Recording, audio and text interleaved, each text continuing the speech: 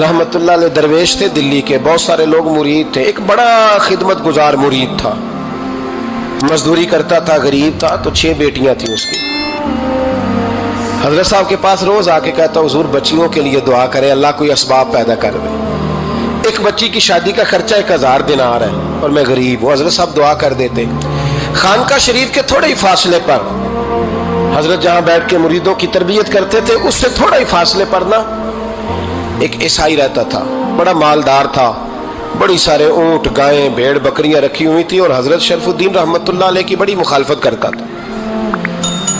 और ये जो आपका गरीब मुरीद था, ये उसका पड़ोसी था। एक दिन बुला के ना उनको कहने लगा कि तू किधर जाके जो है वो टकरे मार रहा है, वहां से कुछ नहीं मिलने वाला। वो तुझे क्या देंगे जिनकी खानका खुद चंदे पे चलती है, मदरसा चंदे पे चलता है, मस्जिद चंदे पे चलती है, तेरी बेटी का मामला कहाँ हल होगा? तो उस दरवेश ने कहा कि तू मेरे पीर को नहीं जानता, तू अजय मेरा महबूब नहीं डिठा, तो पता नहीं ना, तू इस रास्ते का मुसाफिर नहीं, तू नहीं जानता। उनका बस चले ना तो वो हर कीमत में मेरी बेटियों की शादी करा दे।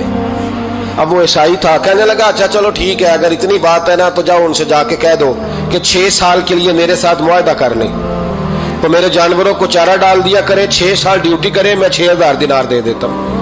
वो मेरे साथ 6 साल मेरे जानवरों को चारा डाले रखते हैं ना, अब चारा डालने के लिए एडवांस पैसे दे के। अब तो लोग उन्हें भी गुलाम ही बना लेते हैं, बड़ी थोड़ी तनख्वाह देते हैं, जुल्म करते हैं, पूरा मुआवजा नहीं देते। हजरत शेख शरफुद्दीन के बारे में वो कहने लगा, जब अपने पीर से जाके कह के मेरे जानवरों को 6 साल चारा डाले, मैं 6000 दे देता हूँ, तू जो कहता है हर कीमत पे जाने को तैयार है। उसने जब ये बात की तो मुरीद ने नाराज हो गया, वो लड़ाई हो गई, गिरबान पकड़ लिया, झगड़ा हुआ, बात बड़ी दूर गई। इस तरह की बात करता मेरे हजरत के बारे में, तेरे जैसे कई मैं वहां काम पे रखा दूं।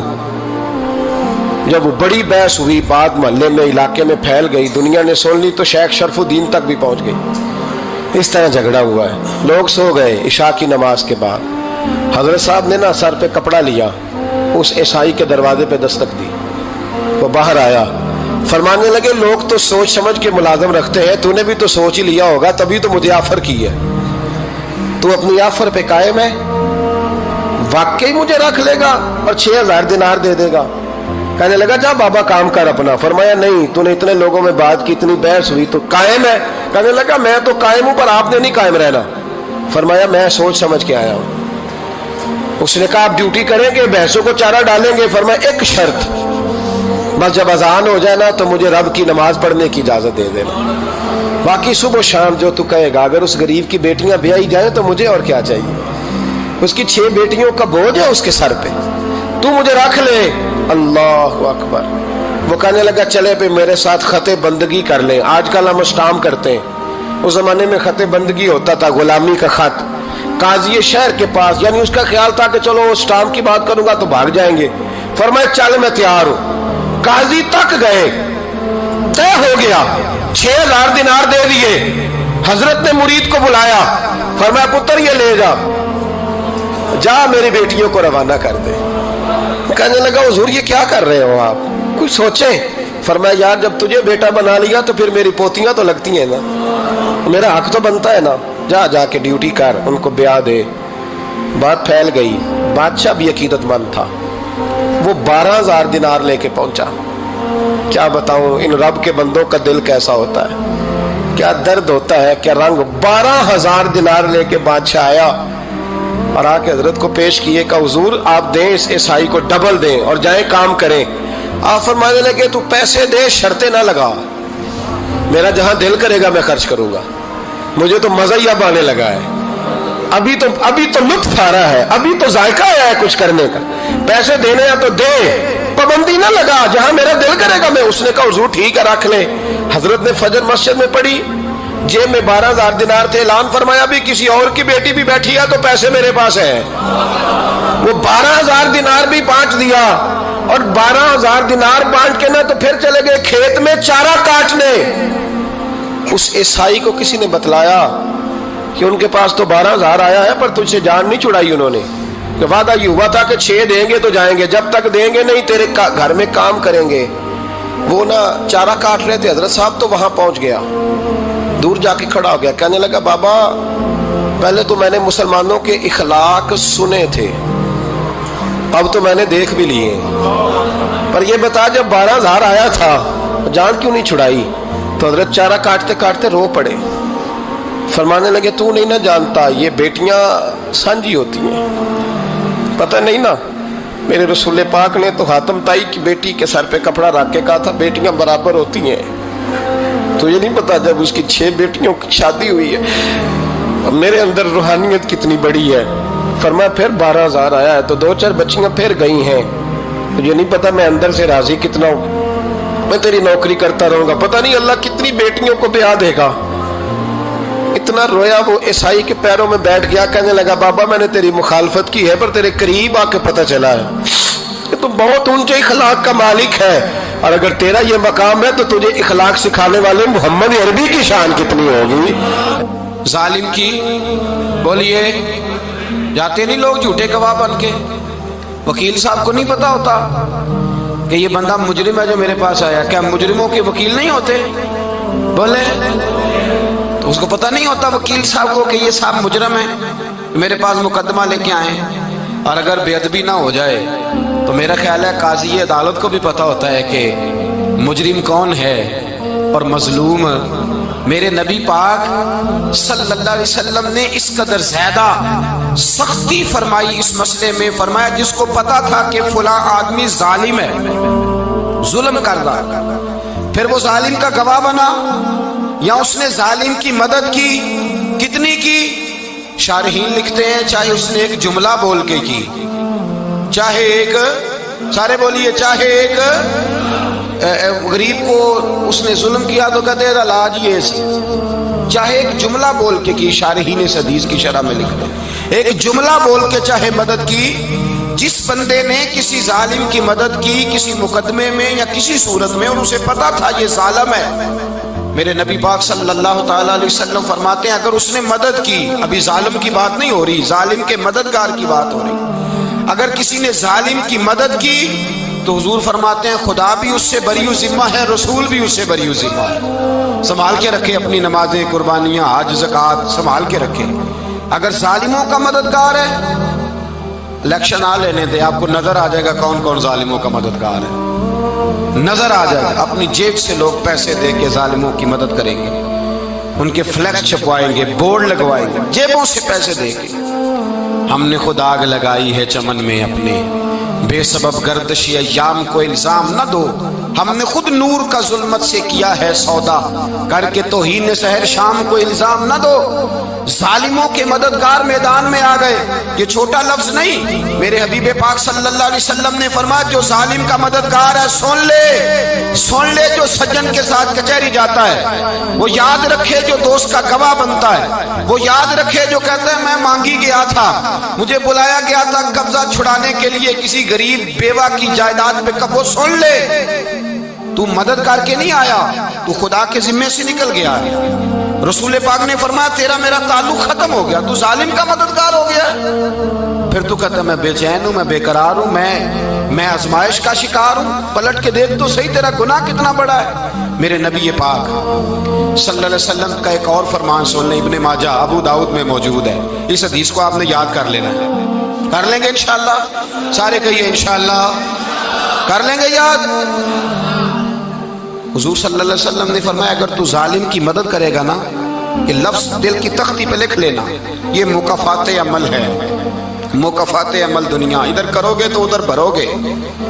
फरमाया अगर तू किसी जालिम की मदद करेगा, सुन ले हुजूर का फरमान है, अगर तू इब्ने माजा अबू दाऊद सियाह में मौजूद है, फरमाया अगर तू किसी जालिम की मदद करेगा तो रब ताला मरने से पहले पहले तेरे ऊपर भी जालिम को मुसल्लित कर देगा, तेरे ऊपर भी एक दफा जुल्म जरूर होगा। अगर तू जालिम की, वो किसी सूरत में भी हो सकता है, किसी सूरत में भी तेरा बेटा ही उठ के जुल्म कर देगा, तू उलझ जाएगा, किसी न किसी जगह तेरे लिए तबाही का सामान होगा, तेरे ऊपर जुल्म होगा, इसलिए कि तू जालिमों का मददगार है। चाहिए ये था कि तू मजलूम की मदद करता, इंसानी ईमानी यकीन का फरीजा सर अंजाम देता, तू जालिमों का मददगार हो गया।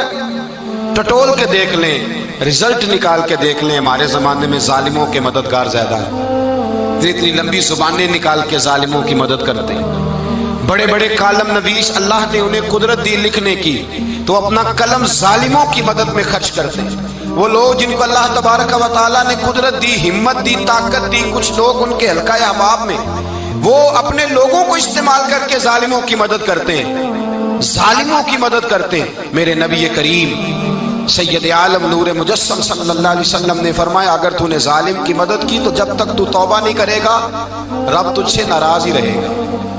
اللہ تجھ سے، او بھائی جس سے رب بھی ناراض ہو گیا، نہ کھانا نہ پینا نہ سونا نہ جاگنا نہ نیند، پھر تیری ہر چیز تیرے لیے آزمائش ہو جائے گی، پھر تیرا سایہ بھی تیرے لیے خوف کا سامان بنے گا، پھر زندگی جیتی جاگتی لاش بن جائے گی، تو اپنے کندھوں پر اپنی میت اٹھائے پھرے گا جب تو ظالم کا مددگار ہوگا۔ اور نبی پاک صلی اللہ علیہ وسلم نے فرمایا ظالموں کا مددگار بھی ظالم ہوتا ہے، ظالموں کا مددگار بھی، سارے بولے ظالموں کا مددگار بھی نہیں، کو نہیں، آپ سارے نہیں بولے، ایک دفعہ بولے ظالموں کا مددگار بھی، پکی بات ہے، ظالموں کا مددگار بھی۔ اللہ اکبر، جس کا یارانہ ہو، جس کا دوستانہ ہو، جو کہے میں نے نا اس کو اوکھے ویلے کے لیے ظالم کو یاد رکھا ہوا ہے، کبھی مشکل پر رکھے نہیں ہوئے لوگوں نے ظالم دوست، کہتے میں نے رکھے ہوئے ہیں، بلکہ ہمارے دیہات میں تو کہتے ہیں میں نے بازو بنائے ہوئے ہیں۔ کس کو بازو بنا لیا؟ ظالم بھی کبھی بازو ہوتا ہے، جو ظلم کی تلوار لیے میدان میں کھڑا ہے۔ قارون، حامان، فرعون، نمرود کا حال نہیں لوگوں نے دیکھا؟ اپنے زمانے میں آپ نے کتنے لوگ نہیں دیکھے جن کے سائے سے، آواز سے لوگ کانپتے تھے؟ پھر پولیس کی گاڑیوں میں وہ اس طرح مردہ پڑے کہ دنیا نے تماشا دیکھا ان کا۔ یہ رنگ ہم نے دیکھے نہیں اپنے آنکھوں سے۔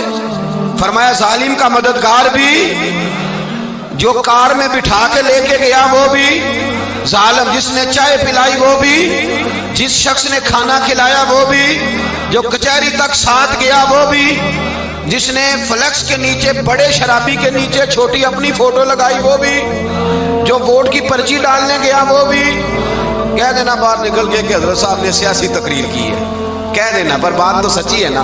خو کرے ہم تو سے تھوڑا سا گلا بھی سن لے، خو کرے ہم تو سے تھوڑا سا بھی گلا۔ امام مالک کے پاس ایک بندہ آیا، اس نے کہا حضور میں درزی ہوں، ایک ظالم بادشاہ مجھ سے کپڑے سلواتا ہے، میں تو ظالموں کا مددگار نہیں نا۔